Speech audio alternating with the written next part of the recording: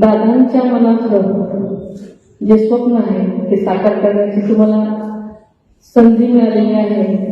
खरं तर हर्षवर्धन साहेबांनी आणि मामांनी सांगितल्याप्रमाणे मला आयुष्यात कधी वाटलं नव्हतं की मी इथे म्हणजे शिकवले.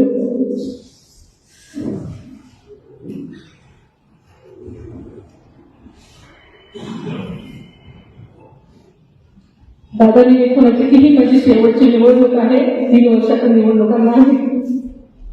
आणि तेवढ्याच उत्साहानं प्रत्येक निवडणुकीमध्ये जीवाचं रान त्यांनी करायचं ठरवलेलं असतं, त्याचं कामच असतं. आणि त्याच्यामुळे ते सकाळी सकाळी इकडे यायला निघाले.